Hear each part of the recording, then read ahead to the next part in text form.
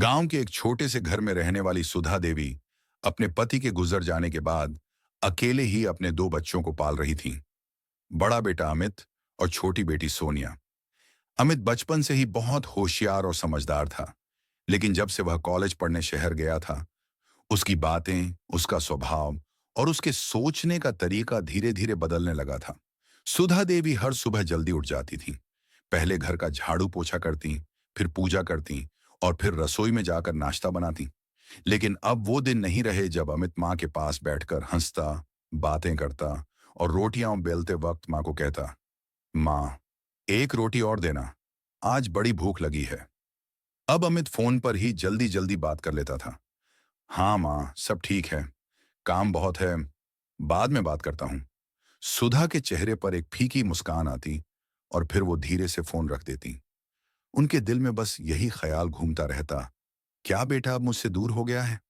हर माँ की तरह सुधा भी सोचती थी कि उनका बेटा एक दिन बहुत बड़ा आदमी बनेगा, लेकिन साथ ही वो चाहती थी कि चाहे जितना बड़ा क्यों ना बन जाए, अपने संस्कार और माँ की ममता को कभी ना भूले।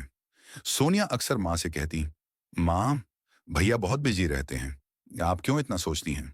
सुधा मुस्कुरा देती, बेटी, जब तू माँ बनेगी ना, तब समझेगी कि माँ का दिल कभी खाली नहीं होता।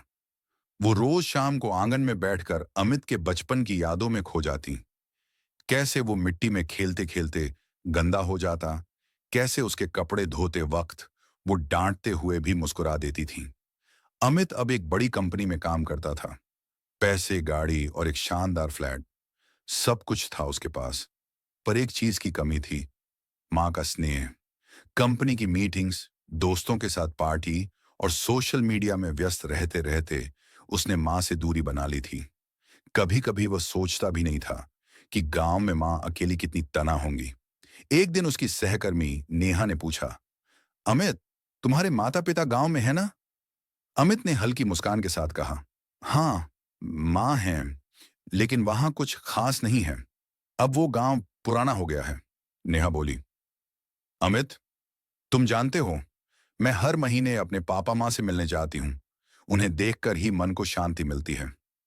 उसकी ये बात अमित के दिल में कहीं गहराई तक उतर गई। कुछ हफ्तों बाद सोनिया का फोन आया। उसकी आवाज कांप रही थी, भैया, माँ की तबीयत ठीक नहीं है। उन्हें तेज बुखार है और डॉक्टर ने कहा है कि उन्हें आराम की जरूरत है। अमित का दिल धक से रह गया। उसने तुरंत कहा, सोनिया, मैं आ रहा हूं। कई महीनों बाद जब अमित गांव पहुंचा, माँ को देखकर उसकी आंखों में आंसू आ गए। माँ बहुत कमजोर लग रही थी, चेहरा पीला और आंखों के नीचे गहरी लकीरें। अमित ने माँ का हाथ पकड़कर कहा, माँ, माफ करना, मैं बहुत व्यस्त था। माँ ने मुस्कुराकर कहा, बेटा, माँ अपने बच्चे से कभी नाराज नहीं होती, बस उसका इंतजार करती है। अमित ने कुछ दिन गांव में रहकर माँ की सेवा की।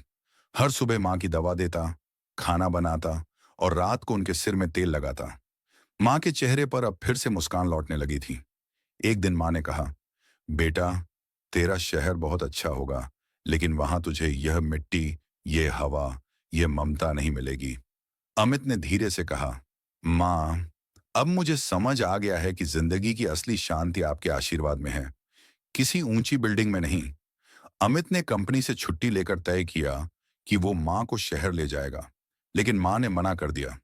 नहीं बेटा, मैं यहाँ ठीक हूँ, तू बस इतना कर, हर हफ्ते एक बार मुझे फोन कर लिया कर और साल में 2 बार मिलने आ जाया कर। मुझे बस तेरी आवाज ही काफी है। अमित ने सिर झुकाकर कहा, माँ, अब मैं आपको कभी अकेला नहीं छोड़ूंगा। वो हर सप्ताह माँ से वीडियो कॉल करने लगा। उनके जन्मदिन पर गांव आया और उनके लिए नई साड़ी, चप्पल और पसंदीदा मिठाई लाया। माँ की आंखों में खुशी के आंसू थे। बेटा, तूने मुझे फिर से जीने की वजह दे दी। धीरे धीरे अमित के जीवन में सब कुछ और सुंदर हो गया। उसका काम और परिवार दोनों संतुलन में आने लगे। उसने महसूस किया कि माँ का आशीर्वाद ही असली सफलता का आधार होता है। वो हर किसी से कहने लगा, अगर इस दुनिया में सच्चा भगवान है, तो वो माँ के रूप में है। जिस घर में माँ मुस्कुराती है, वहां भगवान खुद वास करता है। माँ का प्रेम कभी खत्म नहीं होता। पैसा और सफलता तभी मायने रखते हैं जब उनके साथ अपनेपन की गर्मी हो। माँ को खुश करने का सबसे अच्छा तरीका है उन्हें समय देना और सम्मान देना।